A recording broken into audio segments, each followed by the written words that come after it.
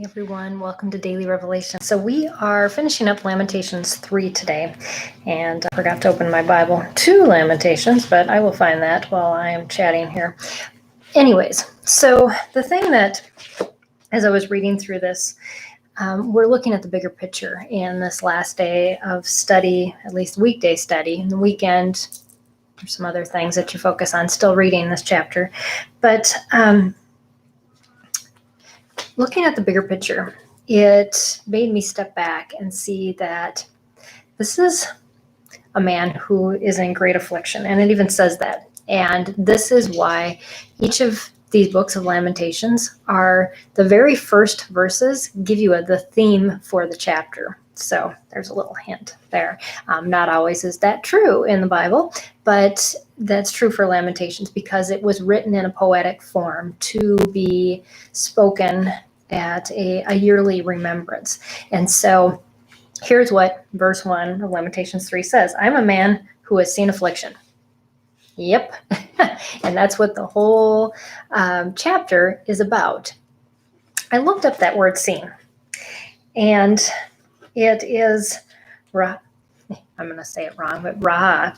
It means to see intellectually, to perceive, not just to look at, but to understand, to have experienced.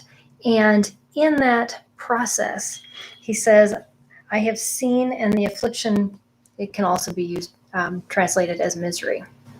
Later on, in verse 50, that word seen is again used, and it is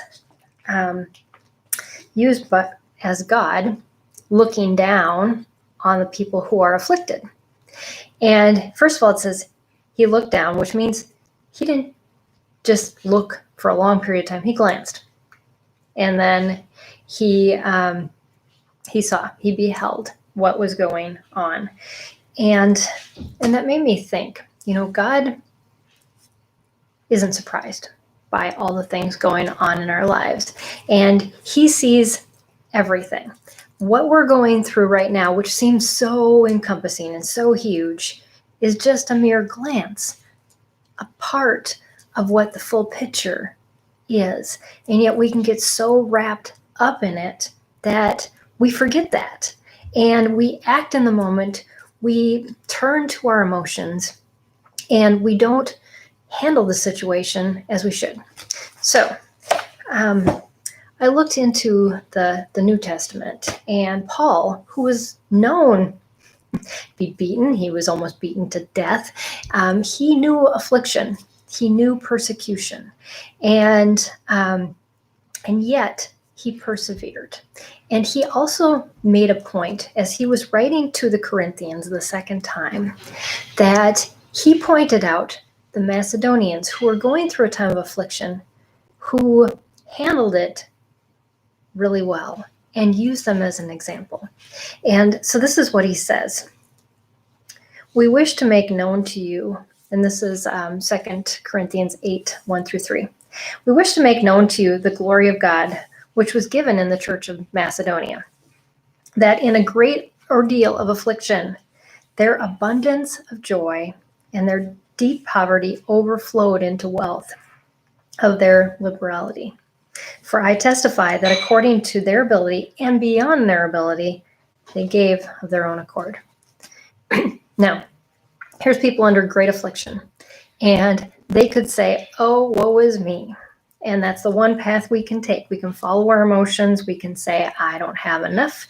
I am in pain. I am being persecuted. I don't like where I'm at right now. And that will lead you not to joy or abundance. It'll lead you to depression if you follow that path. But he says it at the very beginning. Because they were given from God, they were given grace from God, and they received it. They received God's grace. In this, realizing God's got a bigger picture. He is someone to be trusted, and therefore, I'm going to put on the glasses that God gives me to see this as not the whole, not the end, not the end-all be-all, but as part of something even better. And I am going to, therefore, live in abundance and joy and see it from that perspective. And there is the decision, because then we stay out of that pit of depression, and we then allow our lives to be overflowing with whatever God provides us. So yes, we can have miserable vision if we take our own route and we let our emotions lead and guide us, and we don't put on God's view that this is just a glance. What is happening in your life that may be really difficult is but a mere glance of what the bigger picture of what's going on is happening.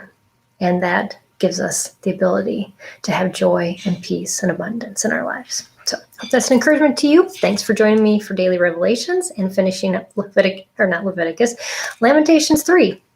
Starts with an L. Next week, we'll be starting Lamentations 4. Bye, everybody. Have an awesome weekend.